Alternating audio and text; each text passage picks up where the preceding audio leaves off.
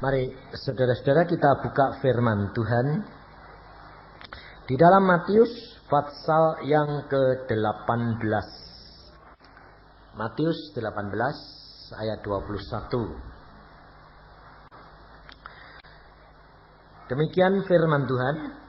Kemudian datanglah Petrus dan berkata kepada Yesus, "Tuhan, sampai berapa kali aku harus mengampuni saudaraku jika ia berbuat dosa terhadap aku? Sampai 7 kali?" Yesus berkata kepadanya, "Bukan. Aku berkata kepadamu, bukan sampai 7 kali, melainkan sampai 70 kali 7 kali. Sebab hal kerajaan surga seumpama seorang raja yang hendak mengadakan perhitungan dengan hamba-hambanya. Setelah ia mulai mengadakan perhitungan itu, dihadapkanlah kepadanya seorang yang berhutang 10.000 talenta. Tetapi karena orang itu tidak mampu melunaskan hutangnya, raja itu memerintahkan supaya ia dijual beserta anak istrinya dan segala miliknya untuk membayar hutangnya. Maka sujudlah hamba itu menyembah dia, katanya, 'Sabarlah dahulu, segala hutangku akan kulunaskan.' Lalu tergeraklah hati raja itu oleh belas kasihan akan hamba itu, sehingga ia membebaskannya dan menghapuskan utangnya.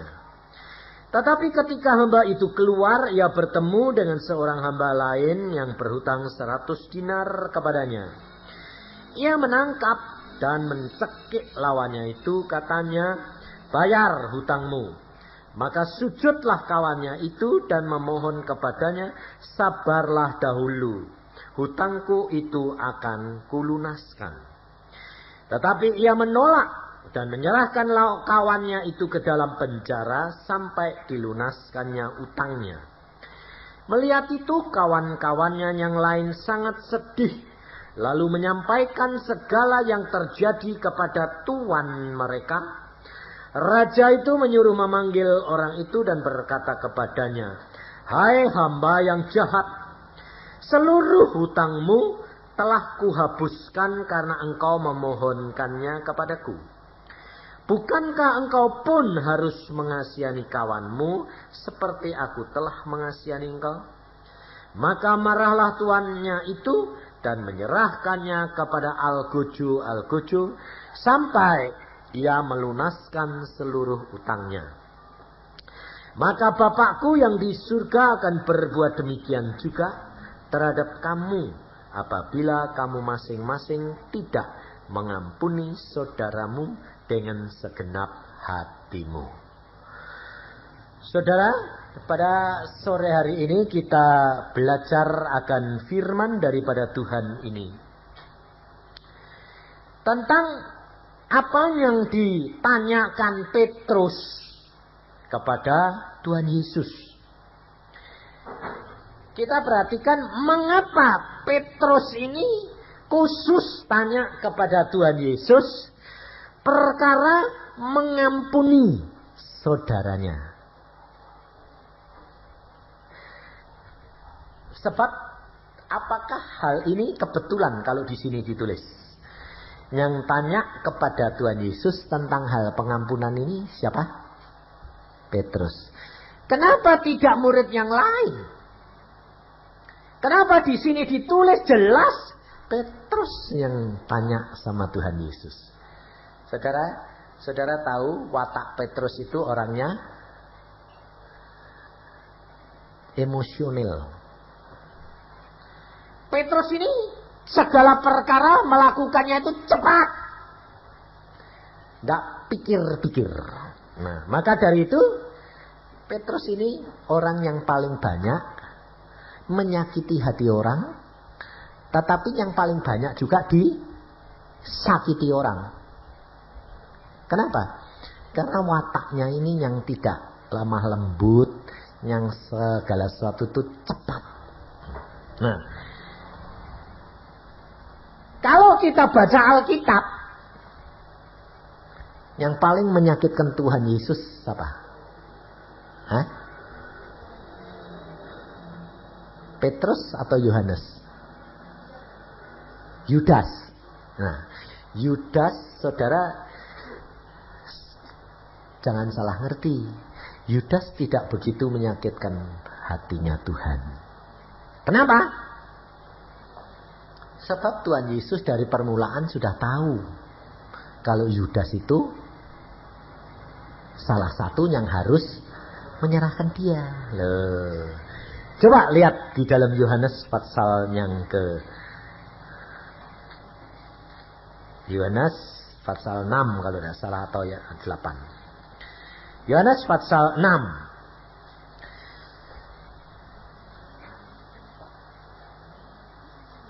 Ayat yang ke-70.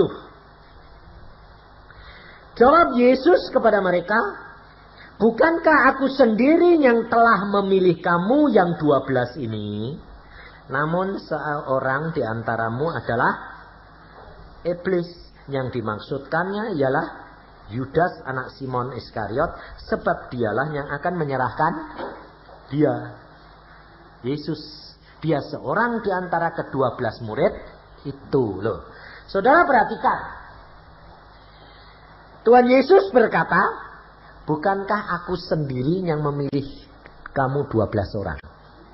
Tapi satu di antaranya adalah iblis. Jadi kalau Tuhan Yesus yang memilih Yudas, dan yang Yudas nanti itu sudah tahu, Tuhan Yesus sudah tahu kalau Yudas bakal nyerahkan dia. Dia sakit hati tidak? Hah? Loh, sakit hati tidak? Enggak. Oh, dipilih dewek kok. Ngerti tidak? Sekarang kamu tahu, kamu disuruh milih sama Tuhan seorang pembantu. Dan Tuhan berkata, salah satu pembantumu nanti yang lapor sama polisi. Tapi Tuhan bilang, kamu harus pilih orang itu. Sebab itu rencanaku. Kamu sakit hati malah ketawa. Ya malah ketawa, orang tahu. Oh, orang ini toh. Tapi kamu tidak mau. Tapi Tuhan Yesus berkata, aku harus. Sebab Alkitab tadi berkata apa? Bukankah aku sendiri yang memilih kamu 12 orang? Itu satu di antara kamu adalah iblis. Jadi Yudas itu siapa? Hah? Anaknya iblis. Anaknya iblis jadi iblis. Loh ya toh. Kalau kamu anaknya Tuhan nanti jadi Tuhan, karena kamu sama kudusnya dengan Tuhan. Nah, maka dari itu saudara harus belajar, perhatikan. Di antara 12 murid Tuhan Yesus yang paling menyakitkan hati Tuhan siapa? Petrus. Sebabnya apa? Sebab Petrus yang dipilih jadi kepala. Pertama kali Tuhan berkata, Yesus berkata, kamu adalah Simon, tapi kamu akan disebut Petrus, batu karang yang kuat. Karena di atas batu karang ini, aku akan mendirikan jemaatku. Mengapa? Karena Bapa yang milih. Sebabnya apa? Sebab pada waktu Tuhan Yesus tanya kepada murid-muridnya, siapakah aku? Tidak ada orang tahu. Yang tahu siapa? Petrus. Lalu Tuhan Yesus berkata apa? Bukan kamu Petrus, tapi Bapakku yang memberitahu kepada kamu. Dan pada waktu Bapak memberitahu kepada Petrus, Yesus tahu rencana Bapak bahwa yang diangkat jadi kepala nanti adalah Petrus. Itu cara Bapak berbicara. Loh, saudara kerap kali tanya, bagaimana sih Tuhan tuh bicara? Loh, dengan peristiwa kejadian Bapak memberitahu Petrus, Yesus tahu kehendak Bapak. Sepertinya Bapak ngomong sama Yesus. Petrus itu loh, nanti setelah satu itu jadi kepalanya. Itu batu karang yang teguh, itu nanti yang akan jadi pimpinannya. Loh. Mengapa saya katakan bahwa Yesus tahu rencana Bapa? Sebab Yesus erat dengan Bapa, dia tahu isi hatinya Bapa. Dan di sini Tuhan Yesus pertama kali milih Petrus.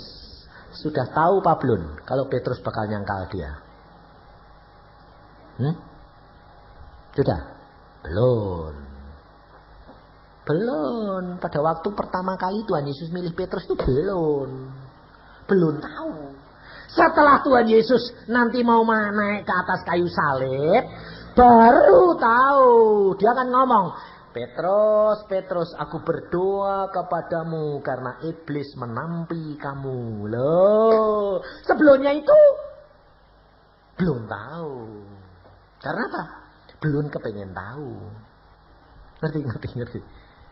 Itu sama dengan pada waktu Allah membuat Adam dan Hawa. Pada waktu Allah menciptakan Adam dan Hawa di Firdaus, Allah sudah tahu apa belum kalau bakal Adam ini jatuh dalam dosa? Belum kepengen tahu. Jadi kalau belum kepengen tahu, tahu enggak? Loh. Nah, ini hati-hati. Kenapa kamu jadi orang Kristen bisa kecewa? Kenapa? Karena kamu belum mengerti Allah. Belum mengenal sifat perangainya Allah. Sehingga kalau kamu jatuh dalam dosa, kamu bilang apa? Mengapa aku dibiarkan jatuh dalam dosa? Kan Allah sudah tahu. Betul enggak? Nah, nyalain Allah enggak? Enggak, kurang ajar kamu. Lah, sekarang saya tanya. Pada waktu Allah membuat Adam dan Hawa di dalam di dalam Taman Firdaus, Allah belum kepengen tahu apa yang akan terjadi. Jadi Allah sudah tahu apa belum? Belum. Karena belum kepengen. Tapi Allah maha tahu. Kalau kepengen tahu jadi tahu. Tapi kalau belum kepengen, ya belum. Lalu belum muncul loh. Lalu belum ingin loh. Betul nggak? Ngerti maksudnya. Sebabnya gini loh. Kalau Allah itu mau bikin Adam dan Hawa lalu dilihat dulu. Nanti jadinya apa? Oh, masuk neraka. Wah ya, katanya kasih. Loh kok dibiarkan? Dia masuk semua. Ya kan nggak lucu toh. Contohnya kamu. Kamu ini dibentuk oleh Allah menurut teladan dan sifatnya Allah enggak? Kalau kamu sudah dikasih tahu sama Allah. Anakmu nanti jadi perampok. Jadi penjahat gede. Kamu mau enggak? Anakmu nanti bakal dipenjara, mati ini di gantung. Mau enggak? Hah? Mau bikin enggak? Hah? Lalu ikut KB enggak? Iya, supaya jangan jadi. Lah Allah ini lebih-lebih Allah. Tahu anaknya bakal dimasukin neraka, dihukum sama dia sendiri. Yang bikin neraka siapa? Hah? Allah. Anaknya bakal dicemplungi sana, dihukum terus-menerus selama-lamanya. Kok malah dibikin? Nah, saudara tahu, karena kamu belum mengenal Allah. Tapi kalau kamu mengenal Allah, tahu watak dan perangnya Allah, yang dinamakan maha tahu Allah, itu bukan otomatis tahu. Ngeri. Yang diberitahukan bahwa Allah itu maha tahu, itu bukan otomatis tahu. Tapi Allah kalau kepengen tahu, tahu. Kalau belum kepengen, ya belum muncul. Belum kepengen kok. Betul enggak? Sepertinya kamu ini punya rekaman. Punya rekaman film bioskop. Macam apa sedunia kamu punya. Tapi kamu simpan. Kamu bilang sama orang, bilang apa? Aku punya rekamannya semua. Aku tahu semua. Kamu tahu atau kamu punya, kalau kepingin tahu, baru kamu pasang. Kalau belum kamu pasang, kamu tahu enggak? Tapi kamu punya enggak? Kalau kamu kepingin langsung bisa enggak? Lah itu. Kamu punya segala. Demikian juga Allah maha tahu. Kalau kepingin, tahu. Kalau belum kepingin, ya belum tahu. Kalau kamu mengerti itu, kamu tidak bakal kecewa dengan Allahmu. Makanya saudara dan saya harus berdoanya bilang apa? Tuhan, apa yang akan terjadi? Tolong sih Tuhan lihatkan. Loh. Lalu Tuhan karena sayang kamu, oh ya tak lihat ya. Bakal kejadian ini. Allah kerap kali kasih tahu dah. Kasih tahu. Kenapa? Karena dia sudah tahu supaya kamu jangan kecewa. Tapi kamu tetap kecewa. Karena kamu tidak tahu. Allah ngasih tahu tidak tahu. Sudah dikasih tahu tidak tahu. Allah itu yang maha tahu, tidak kepengen tahu. Nah itu lucunya di situ. Ngerti tidak? Nah, di sini pada waktu itu Petrus tanya, Tuhan sampai 7 kali? Enggak terbatas. 70 kali 7. Kali 7 meneh. Pokoknya tidak terbatas. Sebabnya apa? Sebab Tuhan tahu manusia tidak ada yang tidak berbuat dosa. Dan Allah sudah membuktikan dulu bagaimana dia membuktikan dan menjadi contoh mengampuni. Dia tidak salah. Dan pada waktu Tuhan Yesus ini ditanya Petrus, umurnya berapa? 30 lebih lah. Nah, pada waktu sebelum dia umurnya 30, dia sebagai apa? Tukang kayu dah. Nah, sebagai manusia biasa enggak? Pasti disakiti hati Maria, Yusuf, anak-anak saudara-saudaranya enggak? Iya. Dia Mesias, dia Allah sendiri. Tapi dia tidak boleh mengeluarkan kealahannya. Dan dia harus bekerja seperti tukang. Kalau dia mengerjakan kurang cepat lalu orang pesanannya tidak selesai, dimaki tidak? Sebetulnya dia bisa tidak? Jadi, langsung jadi tidak? Tapi dia tidak boleh. Harus motong kayu dengan tenaganya, dengan gerasinya itu. Tapi sebetulnya kalau dia bilang belah enggak? Halus enggak? Tapi dia tidak boleh. Capek. Susah enggak? Habis itu sudah dikerjakan sebaik-baiknya, telat, dimaki enggak? Sakitnya kayak apa? Padahal dia Allah luar biasa. Ini loh saudara. Kalau saudara bisa menghayati akan kehidupan Yesus, saudara akan gampang mengampuni orang lain. Kenapa? Karena kamu sendiri perbuatanmu terbayang semuanya. Saya terus terang, kalau melihat diri saya saudara, saya sampai ngomong gini, Tuhan, seandainya aku ini jadi engkau, aku tidak akan ngampuni, aku tidak akan pilih model kayak Yusa, model kayak gini. Orang bodolan kayak gini kok mau pilih. Saya itu kalau ngomong sama diri saya bilang begitu. Kenapa? Saya lihat diri saya sendiri itu tidak ada yang baik. Makanya saya kalau berdoa kerap kali nangis di bawah kaki Tuhan jadi cengeng. Kenapa? Saya merasakan kasih-Mu itu luar biasa. Loh orang model kayak gini kok ya mbok sayang-sayang itu loh, piye gitu loh. Kok bisa-bisanya gitu. Sampai saya lihat orang lain lebih baik daripada saya yang lebih disayangi Tuhan. Dia tidak pernah diajak ngomong, dia tidak pernah dilus-lus, aku dijak ngomong dilus-lus. Sampai orang itu iri. Loh, contohnya saudara sendiri iri tak kalau dengar kesaksian saya? Meskipun kamu ngomong, irinya rohani loh Pak. Betul enggak? Betul enggak? Loh, sebabnya apa saudara? Alkitab yang ngomong, makanya saya ini untung. Jangan lalu kalau dengar saya begini, terus kamu bilang, kalau gitu saya berbuat dosa saja sebaik banyak-banyaknya. Supaya aku disayang-sayang Tuhan, malah masuk neraka, tahu enggak?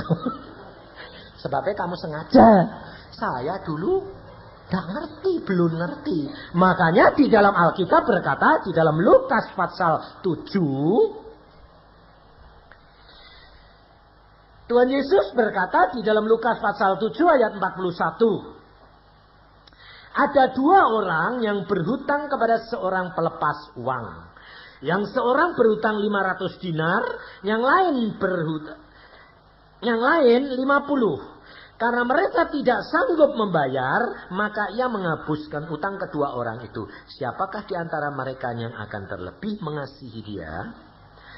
Jawab Simon, aku kira dia yang paling banyak dihapuskan utangnya. Kata Yesus kepadanya, betul pendapatmu itu. Dan sambil berpaling kepada perempuan itu, ia berkata kepada Simon, engkau lihat perempuan ini? Aku masuk ke rumahmu, namun engkau tidak memberikan aku air untuk membasuh kakiku, tetapi dia membasahi kakiku dengan air mata dan menyekanya dengan rambutnya. Engkau tidak mencium aku, tetapi sejak aku masuk, ia tiada henti-hentinya mencium kakiku. Engkau tidak meminyaki kepalaku dengan minyak, tetapi ia meminyaki kakiku dengan minyak wangi. Sebab itu aku berkata kepadamu, dosanya yang banyak itu telah diampuni, sebab ia telah banyak berbuat kasih. Tetapi orang yang sedikit diampuni, sedikit juga ia berbuat kasih. Mengapa Tuhan Yesus mengampuni perempuan ini? Karena perempuan ini menyadari dosanya dan dia tidak malu di hadapan orang lain. Coba bayangin. Saudara, coba. Biarpun kau mengakui hamba Tuhan atau anak Tuhan dan mengasihi Tuhan, mencium kaki Yesus di depan orang lain, menyekanya dengan rambutnya, sanggup enggak? Terus terang, padahal zaman itu banyak orang belum tahu Yesus itu Mesias. Dia hanya sebagai seorang yang mengajar. Sanggup, saudara? Kenapa perempuan ini sanggup? Karena dia pelacur. Pelacur itu mukanya badak. Betul lah? Sudah tidak tahu malu. Tapi hal itu dilakukan untuk Yesus. Itu yang luar biasa Yesus itu. Saudara, kita kerap kali kenapa kasih kita kurang kepada Yesus? Karena kita merasa orang sudah baik. Masalahnya kita ini merasa sudah baik. Makanya kita kurang bisa mengasihi Yesus. Watak kita umpamanya tidak kasar. Saya ini orangnya kasar. Orang kasar pasti banyak menyakiti hati orang. Pasti banyak menjadi batu sandungan. Saya tahu. Banyak anak-anak Tuhan sakit hati sama saya. Kenapa? Hamba Tuhan sombong kasar. Pasti. Sebab saya kalau ngomong belak-belakan, tidak tedeng aling-aling. Terus terang. Coba bayangin pada waktu Stefanus sama Lani ngomong sama saya, Pak, tolong doain dong, saya ini bakal diusir. Kamu harus berani bayar harganya. Kalau perlu tidur di jembatan. Bayangin. Nekat. Kalau percaya ya percaya. Kalau harus dikeluarkan, keluar. Kalau harus tidur di jembatan, ya tidur di jembatan. Yang malu Yesus bukan kamu. Bayangin saudara. Hamba Tuhan kalau dimintai doa selalu bilang, ya kasihan ya, turut sembahyang, turut nangis. Saya malah tak marah-marahi dia. Kenapa? Saya orangnya tidak peduli kok. Wong saya ya memangnya gitu. Memangnya saya ya gitu. Saya kalau ikut Tuhan tuh nekat. Nekat ya nekat. Mati ya tidak apa-apa. Wong hitung-hitunganku gini. Saya mati ya beneran toh. Wong mati untung kok kata Tuhan. Wong Tuhan itu berkuasa. Dia lakukan segala perkara. Maka dari itu saudara kenali wataknya Yesus ini. Pelajari. Dan ini hayati. Renungkan siang dan malam. Merenungkan Taurat itu merenungkan Yesus siang dan malam. Itu untung. Petrus pada waktu dia tanya, dia tahu bahwa dia banyak disakiti hati orang. Makanya dia berkata, berapa kali Tuhan? 70 kali, 7 kali. Tuhan bilang, tidak, ampuni terus. Karena Petrus sendiri belum sadar bahwa dia adalah tukang bikin sakit hati orang. Dan pada waktu dia menyangkal Yesus, Dia masih berkata apa? Tidak mungkin Tuhan aku nyangkal engkau. Mati bersama dengan engkau di penjara pun mau. Tuhan bilang, Petrus. Ayam ndak kokok kalau 2 kali kalau kamu ndak nyangkal aku. Petrus setelah nyangkal, dia baru sadar siapa dirinya. Ini loh saudara.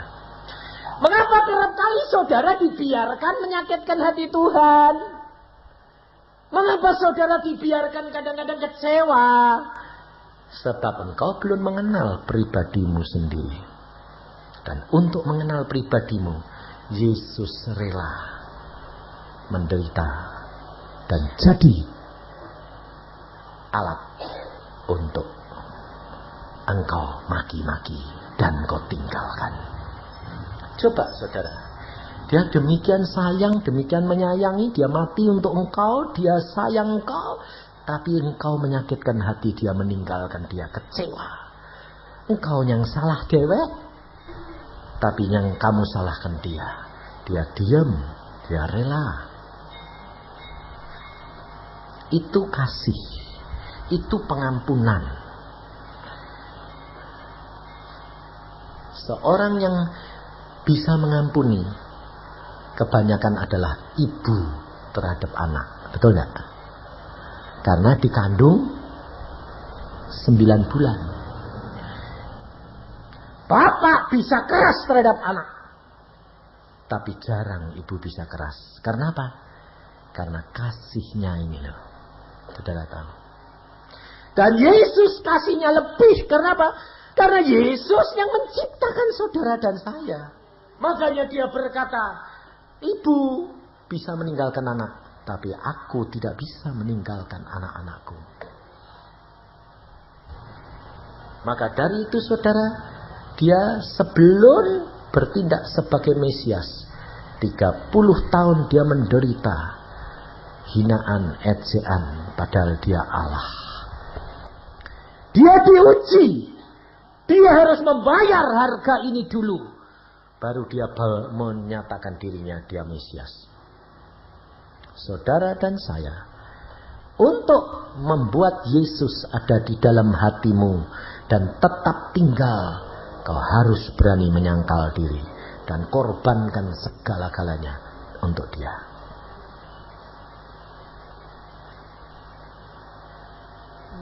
Ngomong gampang, tapi susah untuk ngalami. Kenapa? Karena kita punya bawaan nih loh saudara. Ini lahir sudah bawa, wataknya sendiri-sendiri. Saudara jangan nuntut saya suruh jadi halus. Malah kalau saya halus, nanti jadi orang halus. Nah orang saya belak-belakan kasar kok. Ngomongnya ya terus terang belak-belakan. Ya ndak.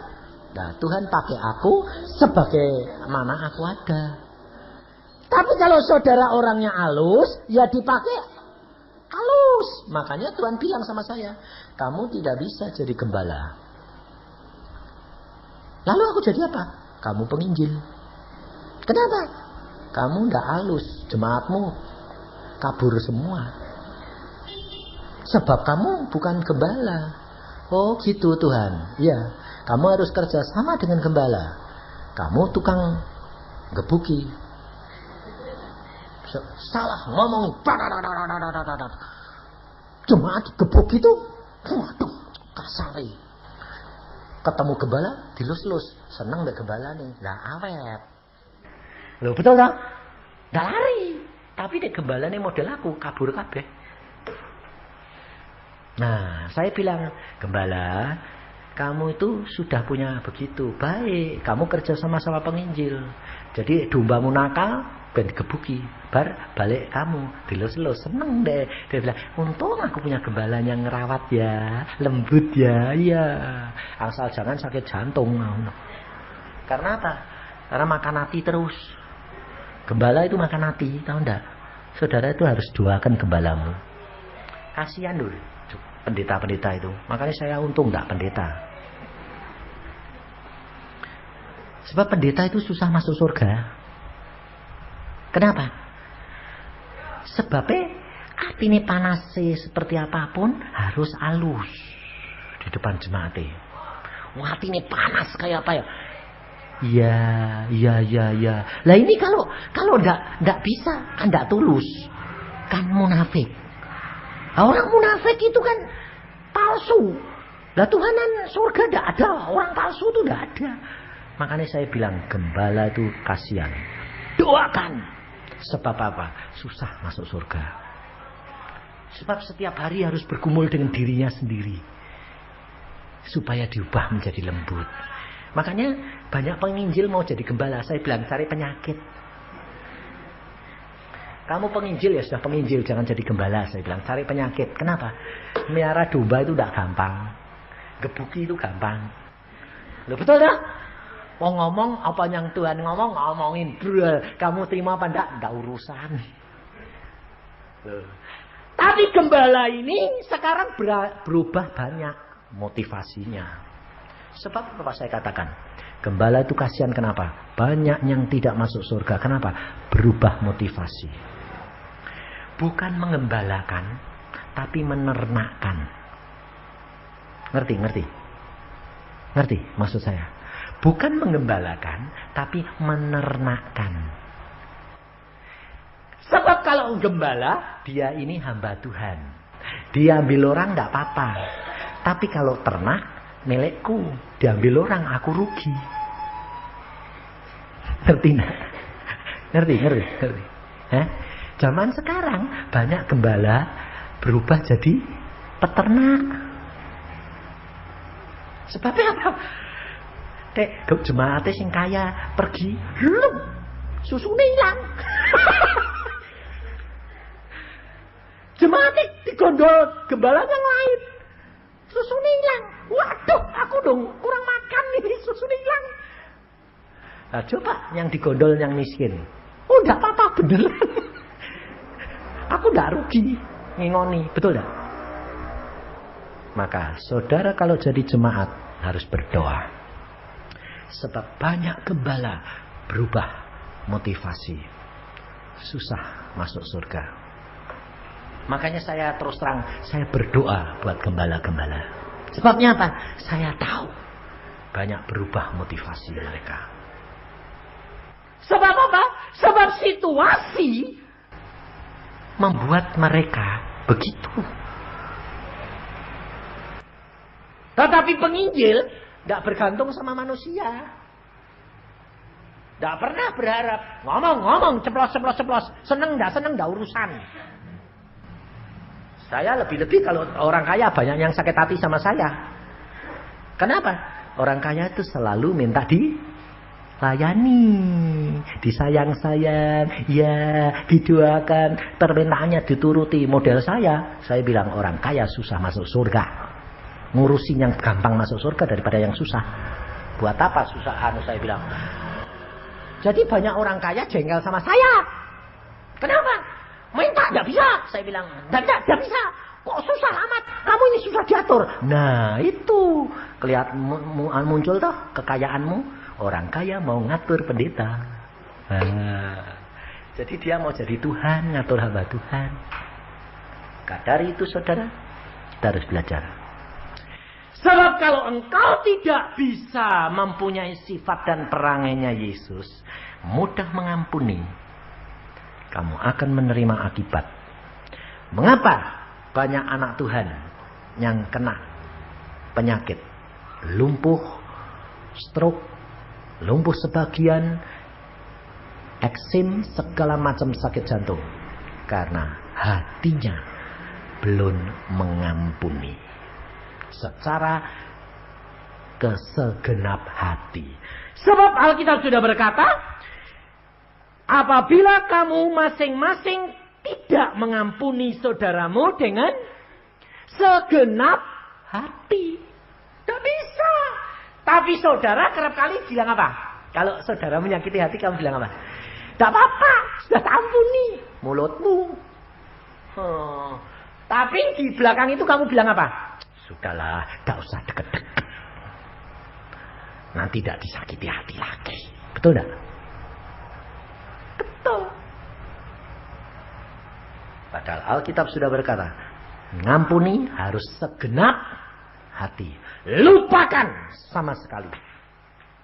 Jangan ada sisa-sisa. Sisa-sisa ini yang menyebabkan akar pahit. Akar pahit ini yang menyebabkan penyakit. Makanya saya tadi barusan dari Morotai. Tuhan ngajar bagus. Saya ingin bagikan kepada saudara di sini juga. Nyanyian ini, satu hal aku minta. Apa? Duduk di dalam bait Allah. Lalu apa yang kamu nikmati? 4 hal. Aku menikmati bait Allah. Aku menikmati kuasanya. Aku menikmati kasihnya. Dan aku menikmati firman-Nya. Saudara, ini luar biasa. Saya baru dapat itu tadi di Morotai. Waktu jemaat diajak nyanyi, Tuhan ngomong sama saya. Kamu nanti khotbah itu. Hah? Kenapa? Karena aku mengasihi anak-anakku. Anak-anakku ini bait Allah. Ini bait Allah. Bait Allah itu bukan gereja. Tuhan bilang. Kamu ini bait Allah. Bagaimana kamu bisa menikmati bait Allahmu, tubuhmu, kalau kamu sakit-sakitan. Kalau kamu banyak masalah. Kalau kamu banyak problema. Kamu tidak bisa menikmati hidupmu, tubuhmu. Tekanan darah tinggi. Makan ini tidak boleh, makan itu tidak boleh. Mana bisa menikmati? Nah, mengapa kamu tidak bisa menikmati? Karena di dalammu tidak ada Yesus. Kalau di dalammu ada Yesus, Yesus yang bercahaya di dalam hidupmu, penyakit lari sendiri. Tidak mau sama kamu. Hatimu bersih, tidak ada akar pahit, tidak ada penyakit. Maka dari itu engkau bisa menikmati bait Allah. Saudara, periksa. Coba kesaksian Stefani tadi. Suaminya mati kecelakaan. Di sebelah dia loh. Matinya. Matinya itu di sebelah dia. Pulang dengan saudara-saudaranya. Suaminya yang nyoper. Nyelip tabrak bis. Blek mati. Suami mati. Dia di sebelah suaminya. Tidak mati.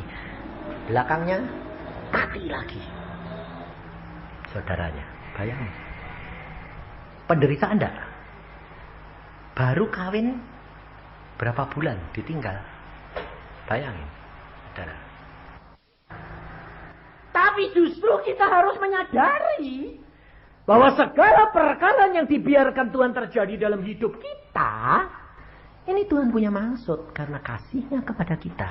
Makanya saya kerap kali tanya, Tuhan, itu kenapa sih Tuhan? Saya punya om. Sebelum dia mati, dia sakit parah luar biasa. Saya nggak tahu, saya bilang, Tuhan kasihani omku ini kok sakit parah kok. Baru mati. Nggak mau sembuhin Tuhan. Nggak. Mati Tuhan, iya. Lah kok sakit dulu. Kepengennya gini loh Tuhan. Mati, jantungnya berhenti. Blek mati. Gitu toh, kepengenmuan gitu toh. Hah? Ayo jujur. Semua kepengennya gitu toh. Nggak mau menderita loh. Betul lah. Hati-hati. Justru kadang-kadang diberikan sakit oleh Tuhan. Itu kasih Tuhan. Saya tahunya diceritain Tuhan karena melihat fakta. Om saya ini sakit. 3 bulan menderita. 3 hari sebelum mati, dia dapat penglihatan. Ternyata dia cerita sama papa sama saya. Waduh, ternyata dosaku ini gedenya sama truk lebih gede. Aku gotongiku sampai gak bisa gini. Gepeng sampai nungging. Jalanku sampai tersiok-siok. Dan pada waktu ayah saya tanya, loh kamu ini kan sudah jadi Kristen toh, kok dosamu kayak gitu? Cerita dia. adu ayam masih seneng, zina seneng, lotre seneng, main seneng, segala perbuatan dosa masih dilakukan. Lalu dia berkata, aku baru tahu. Setelah aku sakit, dibiarkan Tuhan begini, kebayang semua dosa-dosaku. Baru aku sadar dan aku minta ampun. Dan pada waktu aku dilihatkan dosaku seperti itu, satu-satu aku akui. Dan di depan pintu surga aku berkata, Tuhan ampuni aku. Dan Tuhan berkata, kamu dapat mengapalkan doaku atau tidak? Dapat. Dia mengatakan, Bapa kami yang di surga. Pada waktu dia, ampuni aku Tuhan, seperti aku mengampuni orang salah kepadaku. Karena dia sudah sakit dari apa-apa, dia bilang, aku ampuni mereka semua. Dan dia ngampuni. Dosanya terlepas. Dan Tuhan berkata, aku terima kamu. Meskipun kamu di surga miskin, tidak punya apa-apa, tapi lumayan masuk surga. Bayangin saudara.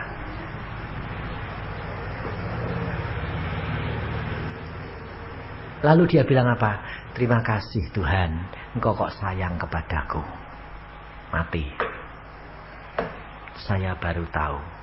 Oh gitu Tuhan. Justru karena Engkau biarkan sakit itu karena apa? Karena kasihnya Tuhan supaya kamu bertobat. Sebab selama kamu sehat, kamu rasanya sudah baik. Tidak pernah nyakiti hati orang. Udah baik.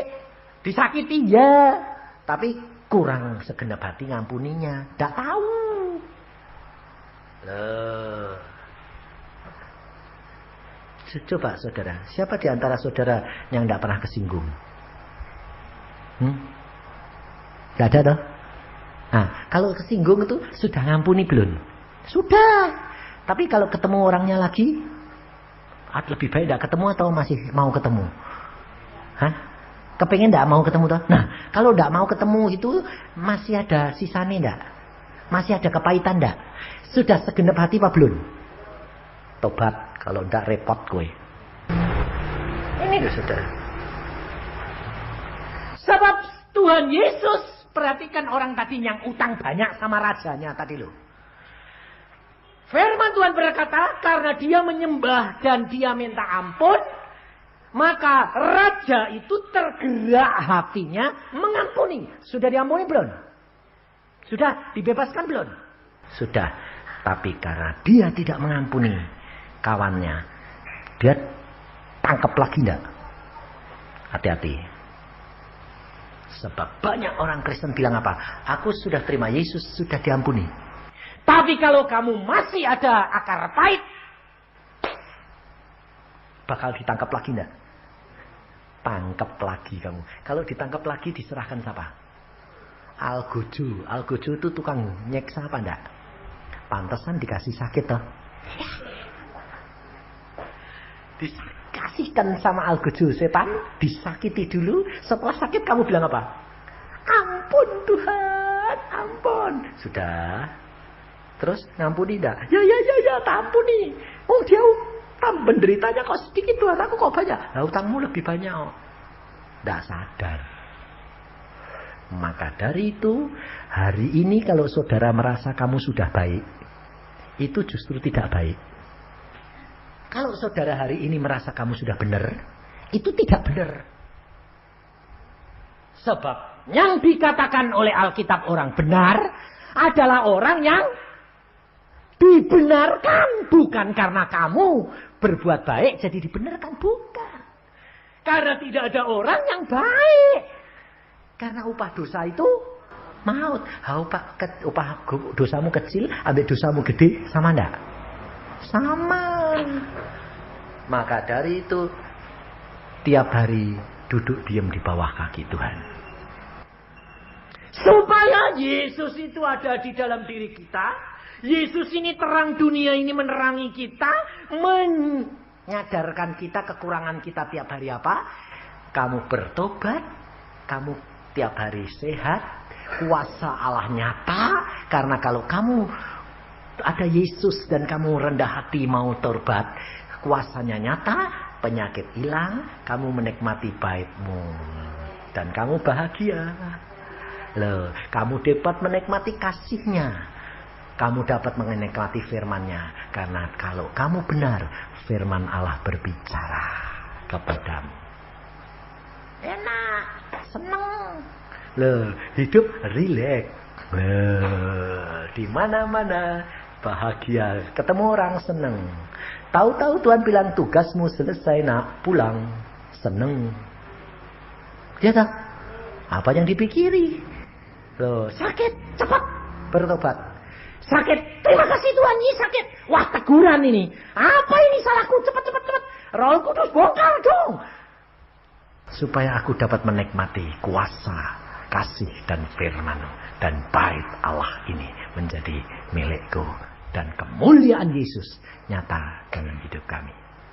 Amin. Mari kita berdoa.